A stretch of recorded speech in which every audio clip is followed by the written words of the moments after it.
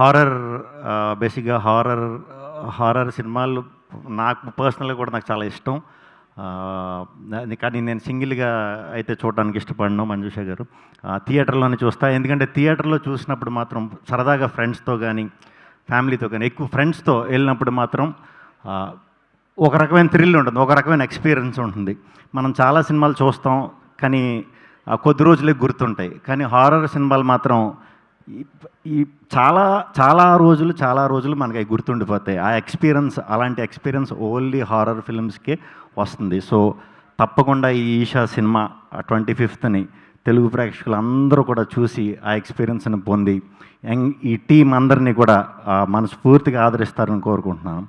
అలాగే ఈ cinema director Srinivas రాఘా గారు. నాకు ఆయన చాలా సంవత్సరాల నుంచి పరిచయం.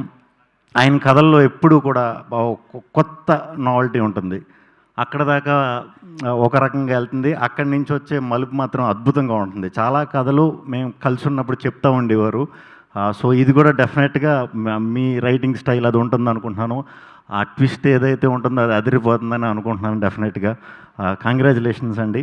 అండ్ యాక్ట్ చేసిన యాక్టర్లందరికీ అరుణ్, సిరి, అఖిల్, హెబ్బా గారు, పిల్లలు అందరూ అండ్ మై మధు గారు ఈయన అంటే ఇందాక మన దామోదర్ ప్రసాద్ గారు చెప్పినట్టు ఒక్కొక్కరికి ఒక్కో టైం ఒక్కోసారి వస్తుంది. అది ఎప్పుడనేది మనం చెప్పలేం. ఆ పేషెన్స్ అనేది ఉంటే డెఫినెట్గా ఈయనకి టైం వచ్చినప్పుడు చూస్తారు ఈయనంటే ఏంటో. నేను ప్రత్యేకంగా మేము అరకులో వర్క్ చేసాం ఒక 10-15 డేస్. అప్పటికి నాకు ఇంకా అంత ఈ అవకాశాలు పెద్దగా ఏం వచ్చేసి టైం కాదు అది.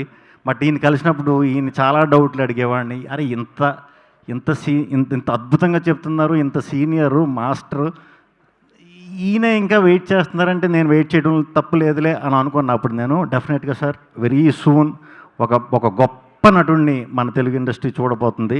మన తెలుగు ఇండస్ట్రీయే కాదు మన దేశమే గర్వపడేంత ఆర్టిస్ట్ అవుతారు ఈయన నేను నమ్ముతున్నాను. అలాగే దీంట్లో నటించిన నటీనటులందరికీ కూడా చాలా మంచి పేరు రావాలి. అరుణ్ ఎప్పటి నుంచో మేము ఫ్రెండ్స్. డెఫినెట్గా ఈ సినిమా మళ్ళీ నీకు ఇంకా మంచి పేరు తీసుకొస్తుందని మనస్ఫూర్తిగా కోరుకుంటున్నాను.